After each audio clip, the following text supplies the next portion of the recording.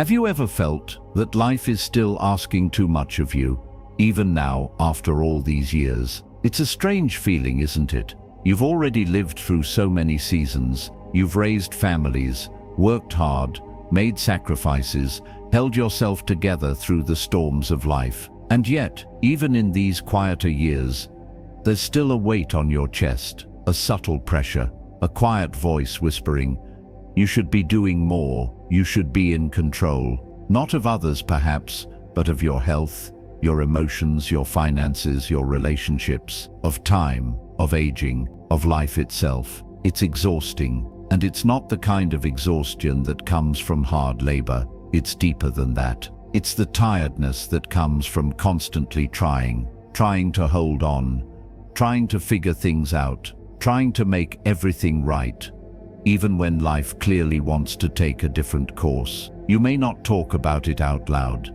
Most people don't, but you feel it in your bones, in your breath, in those quiet moments when you sit down and finally stop. There's a phrase that keeps surfacing these days, let it go. But what does that really mean? Does it mean giving up, doing nothing, being passive? Some would argue yes, that to let go is to surrender, to lose your grip on life, to drift, to fade. But others, especially those who have walked long paths of reflection, of spiritual practice, of simply being present, would say something very different. They would say that letting go is not weakness, it's wisdom, the kind that knows when enough is enough, when forcing something only creates more suffering, when peace isn't found by pushing harder, but by stepping back and softening. So today, let's reflect together on a quiet truth. Peace often comes not from trying harder, but from learning to let go. In the next few minutes, we're going to explore a gentle yet radical way of living, one that ancient wisdom traditions like Taoism and Zen Buddhism have whispered to humanity for centuries. We'll walk alongside the voice of Alan Watts, a teacher who didn't just study these teachings, but lived them and translated them for the modern world with humor, clarity, and compassion. This isn't a call to retreat from life. It's an invitation to return to it, to your life, but from a place of softness, spaciousness, and deep presence. So wherever you are right now, sitting by a window, walking slowly through your home, or just resting in a quiet chair, let us begin this journey together, not by doing more, but by breathing, by listening, and by remembering. Sometimes when you stop forcing life, life finally begins to flow. Part 1. The silent exhaustion of always trying. There's a kind of tiredness that no one talks about. It doesn't show up in your medical tests. It doesn't come with a fever or a visible wound. It settles quietly into your chest like fog, soft but heavy. And perhaps you felt it too, in those moments when the house is quiet, when no one's calling, and yet your heart still races with the weight of things left undone, of decisions that never seem to get easier, of expectations you never asked for, but somehow carry like bricks in your coat. It's the exhaustion of always trying to keep the family together, trying to stay young and sharp and in control, trying to keep up with a world that no longer speaks your pace, a world that rushes forward while you are just beginning to appreciate the stillness of morning light on your kitchen counter. And worst of all, trying to make peace with a mind that doesn't seem to stop, that keeps asking, am I doing enough? Am I still useful? What happens if I let go just a little? You see, the strange irony of growing older is that while our bodies slow down, the pressure doesn't. In fact, for many, it grows louder. You're told to stay productive, to keep active, to make the most of your time, as if time were a race, not a river. Even in retirement, life becomes another project. Health routines to follow, social calendars to maintain, financial plans to double-check, doctors to visit, children to support, grandchildren to watch. And in the midst of it all, a quiet voice inside you asks, when do I get to rest? Not just sleep, but rest. Let me share a story with you, not a grand parable, but something real. A woman named Ruth, in her early 70s, came to a meditation retreat where I once volunteered. She had been a teacher all her life, a caretaker for her parents, and then later for her husband through a long illness. When he passed, she told me, I thought I'd finally feel free, but I didn't. I just felt empty and tired. What surprised her most, she said, wasn't the grief, but the realization that even without anyone to take care of, she still couldn't stop doing. She felt guilty for resting, useless when quiet, ashamed of silence. This is the exhaustion we're talking about, not the tiredness of too much to do, but the exhaustion of never letting go. The spiritual weight of believing that if you stop, if you soften, life will somehow fall apart. Buddhism has a quiet wisdom here. It doesn't tell us to stop living or to isolate ourselves on a mountaintop. Instead, it whispers something gentle. Your suffering is not always in the doing, but in the clinging. Clinging to identities, to outcomes, to the belief that if we just try hard enough, we'll finally feel okay. But have you noticed, the more we try to force life into place, to make everything right, the more it slips through our fingers like sand. The Buddha once taught about the second arrow. The first arrow is pain, unavoidable, aging, loss, disappointment. But the second arrow is the one we shoot ourselves. Resistance, the fight against what is. That's the arrow we can choose to put down. So I ask you gently, where are you still trying? Not out of love or joy, but out of fear. Fear of being forgotten, of being irrelevant, of being left behind. And more importantly, what might happen if you stopped? What if life doesn't need you to try so hard? What if peace is not something you earn, but something that waits patiently for you to stop running? Part 2. What it really means to let go. Letting go. Such a simple phrase, only 2 words, and yet for many of us, it feels like trying to hold a cloud in our hands. Vague, elusive, beautiful perhaps, but slippery.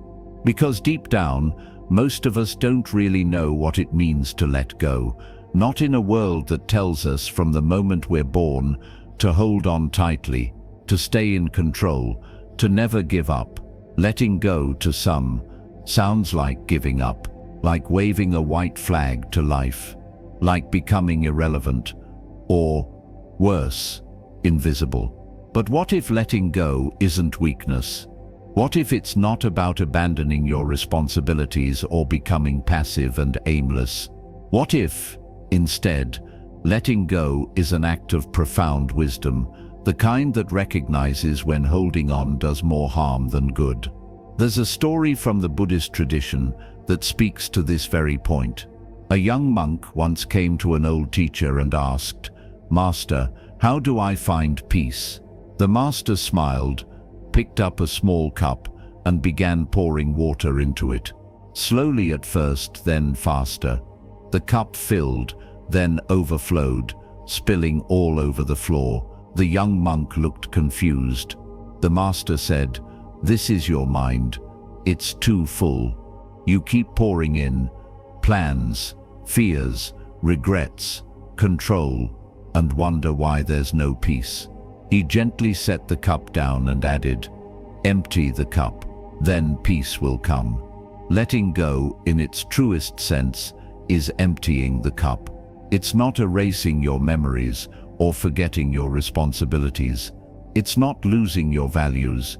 It's the gentle art of loosening your grip on how things should be and softening into how things are. Think for a moment of how we hold things when we're afraid to lose them. Our hands tense up, our shoulders rise, our breath shortens, whether it's a person, a plan, or a past we haven't made peace with. we grip so tightly that the very act of holding becomes a source of pain. Now imagine setting that thing down, just for a while, not throwing it away, not rejecting it, just resting your arms. Can you feel the difference? Letting go is rest for the soul. It's an invitation to release the exhausting effort of control, not because nothing matters, but because some things matter so deeply they can only unfold when we stop interfering. Like a flower that blooms in its own time, like the tide that comes in when the moon is ready. One woman I once met, Eleanor, used to say she spent most of her 60s and 70s trying to manage everyone's happiness, her grown children, her grandchildren, even her neighbors. She gave advice when they didn't ask for it. She worried constantly, trying to fix problems that weren't hers to fix. And then, one day, her son gently told her, "Mom, I don't need you to fix everything. I just need you to sit with me sometimes." That moment changed her. Not immediately, but gradually. She started listening more and fixing less. She learned that being present, truly present, was more healing than any advice she could give. That's letting go. In Buddhist philosophy, there is a concept called upekkha, equanimity. It means maintaining inner balance, no matter what life throws your way. It's not apathy. It's not cold detachment. It's the warm, steady knowing that you can meet life with an open palm, not a clenched fist. And so perhaps the real question isn't, can you let go? But rather, can you trust what will come if you do? Because here's the truth, no one tells us in the culture of control. When you let go, you don't lose control. You lose the illusion of control.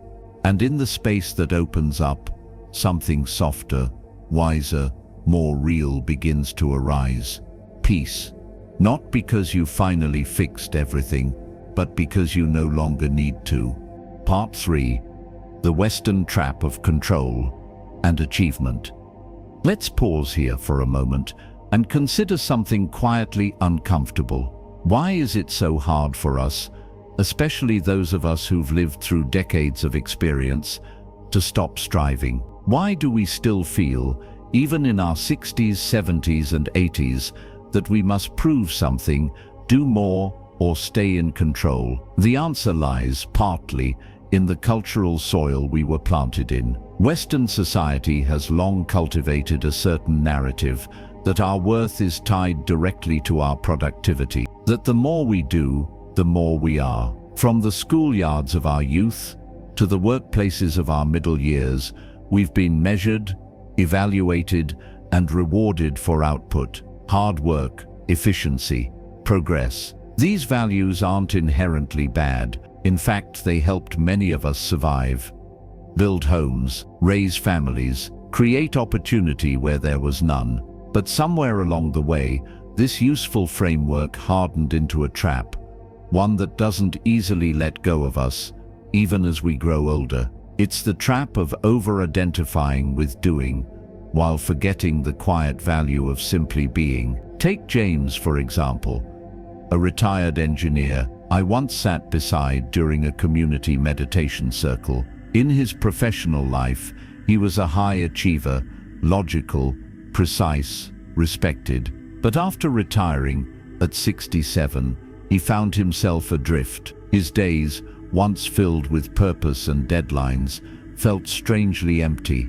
"I thought retirement would feel like freedom," he said softly. "But instead, I feel useless." His voice cracked. "If I'm not fixing something, designing something, managing something, then who am I?" This question echoes in the hearts of so many. You see, we've been conditioned, almost hypnotized, to believe that rest is laziness, that slowing down is giving up, that stillness is failure. And because of this, even when the body begs for pause, the mind tightens its grip. We double down on effort. We fill our days with activity, not out of joy, but out of fear, fear of becoming invisible, fear of not mattering, fear of being left behind. But the Dharma, the quiet teaching of the Buddha, offers us another way. It invites us to see through this illusion, to recognize that true value isn't in what you produce, but in how fully you are present in this life, this moment, this breath. In the Dhammapada, an ancient Buddhist text, it is written, "Better than 1,000 hollow words is one word that brings peace." And perhaps, in the same way, better than 100 rushed actions is one action done with awareness, sincerity, and love. But modern life doesn't often reward awareness. It rewards results. It glorifies speed. It celebrates the endless pursuit of more success, more goals, more possessions, more information. And so we become like hamsters on a wheel, running without knowing why, moving but not arriving. Eventually, the wheel stops. Retirement, illness, a life event. Something makes you pause, and if you're not prepared, not spiritually grounded, that pause can feel terrifying, like the ground has vanished beneath your feet. This is why Buddhism emphasizes the inner shift, the journey from doing to being, from ambition to awareness, from outer accomplishment to inner peace. You are not what you produce. You are not your resume. You are not the sum of your routines or the achievements etched on plaques. You are something far more beautiful, something timeless. But to touch that truth, you must be willing to step off the wheel, to look past the metrics and into the mystery, to trust that your value doesn't end when your role changes. And to remember this, in the silence beyond effort, you begin to hear your soul again. Part 4. Living lightly, living wisely. There comes a point in life, often quietly, without announcement, when we begin to ask different questions. Not, what can I achieve next? But rather, how can I live with more ease, with more meaning, with more grace? That's the turning point. And for many of us, it arrives sometime after 60, not with fireworks, but with a slow inner murmur, a sense that we're not meant to keep carrying the same burdens, that the pace we've maintained for decades is no longer ours to keep, that life is inviting us to live differently, not smaller, not lesser, but lighter. Lighter doesn't mean careless.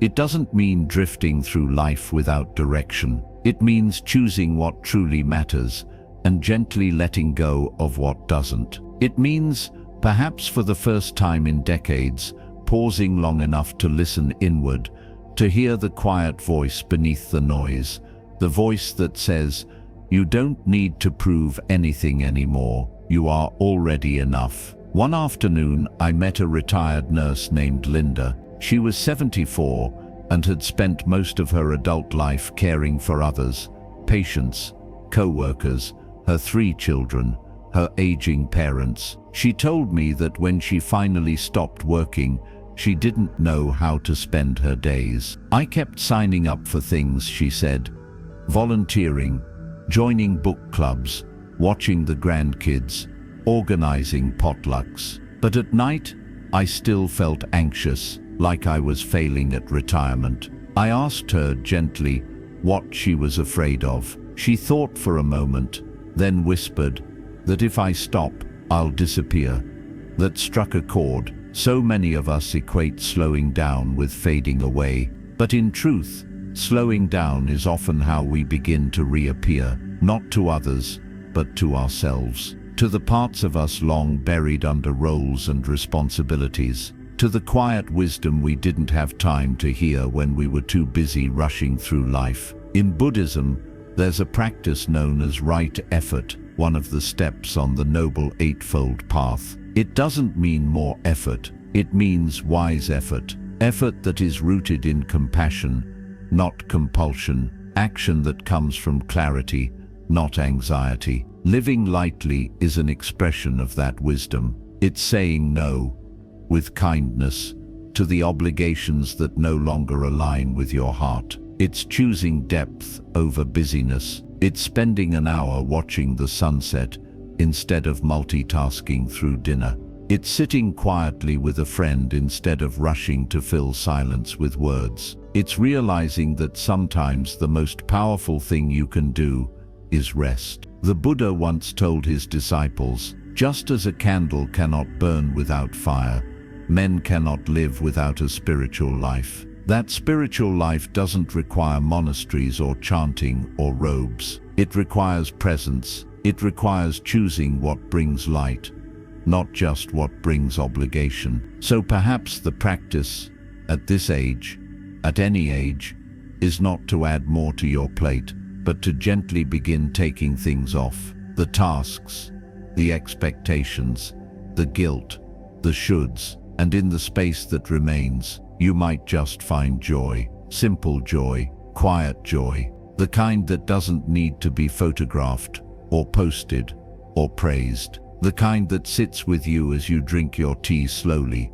or take a walk with no destination, or feel the breeze brush your skin and realize, this too is enough. To live lightly is not to give up on life. It is to finally live in tune with it, and that is wisdom. Part 5.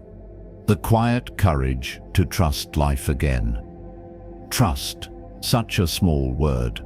And yet for many of us, especially in the later seasons of life, it becomes one of the most difficult things to offer. We've seen too much. We've lived through too many letdowns, too many promises broken, too many moments when life didn't turn out the way we hoped. We've learned to prepare for disappointment, to anticipate pain, to protect ourselves by controlling as much as we can. And slowly, quietly, trust begins to erode, like a shoreline worn away by years of restless tide. But here's the quiet truth most of us forget. Trust isn't a feeling, it's a choice. A courageous one. Because to trust life again, after all that you've seen, all that you've lost, all the bends in the road you never expected, takes more bravery than any battle you've fought. It means opening the door to the unknown, not blindly, but willingly. Not because you know what will happen, but because you've realized that trying to know everything was never peace. It was pressure. In Buddhist thought, there's a word, saddha, often translated as faith, but it's softer than the Western idea of blind belief. Saddha is a kind of deep, quiet confidence, not in dogma, not in outcome, but in the unfolding of life itself. In the way a tree knows when to bloom again, in the way the breath returns without effort, in the way your heart, despite everything, still keeps beating. One man, Walter, shared with me something unforgettable. He was 81, a widower of nearly a decade, and he said, "I used to think letting go meant falling apart. But then I realized sometimes letting go is how things finally come together." He told me he used to plan every detail of his days, not out of joy, but out of fear. Fear of loneliness, fear of losing time, fear of not being enough.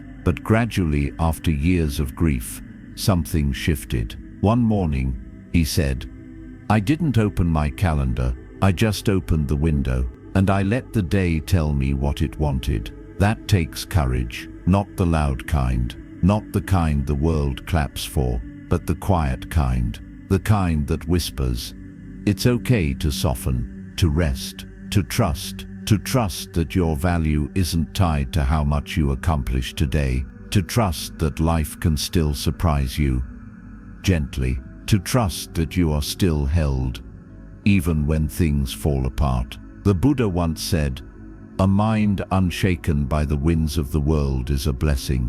But to arrive there, we must learn to stop trying to control the wind, and instead, learn how to sail. You are not meant to carry everything. You are not required to have all the answers, and you are most certainly not too old to trust again. In fact, it may be now, in this very season of life, when the noise begins to fade and the inner voice becomes clearer, that trust has the most fertile soil to grow, not as something you force, but something you allow. So perhaps the question isn't, can I trust life again? But rather, am I ready to stop resisting it? Because when you do, when you gently lay down the need to control every wave and simply ride the current, you may just find that life hasn't forgotten you. It's been waiting, patiently, lovingly, for you to come back home, to yourself, to the moment, to the peace that never left, only got buried under years of effort. And now, like a garden finally given sunlight, it blooms again. Conclusion: the stillness after the storm. So here we are, dear friend, at the quiet end of a long reflection, and perhaps at the gentle beginning of a new way of living. Together we've wandered through the soft landscapes of truth that so often go unnoticed in the noise of modern life.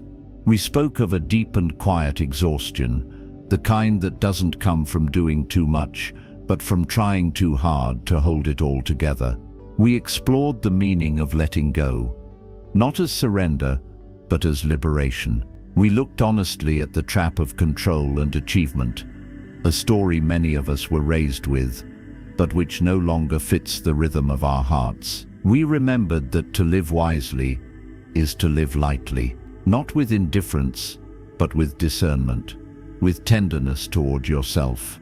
And finally, we arrived at trust, that brave and sacred act of saying, I don't know where the river leads, but I'm willing to flow with it.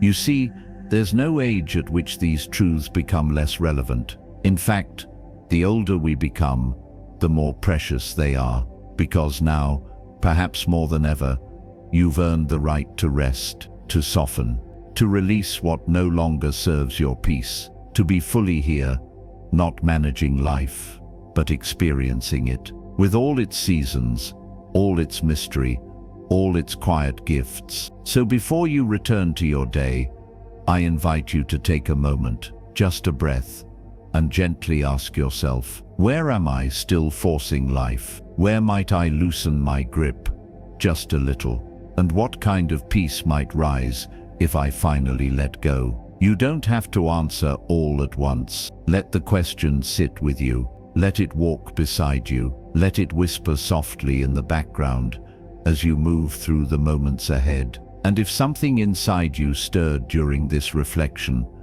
even the smallest shift, then perhaps this is your sign, not to do more, but to listen more, to trust more, to live not from tension, but from presence. Because when you stop forcing life, life gently begins to unfold itself to you, like a flower opening in its own time. If today's message touched a quiet place within you, I warmly invite you to subscribe to Quiet Wisdom. Here, we walk together through life's deeper questions, with stories, stillness, and the soft lantern light of Buddhist wisdom guiding the way. And as you go, may you walk gently, not ahead of life, nor behind it, but right beside it, with courage, with kindness, and with the calm trust that everything will unfold in its own time. Until we meet again.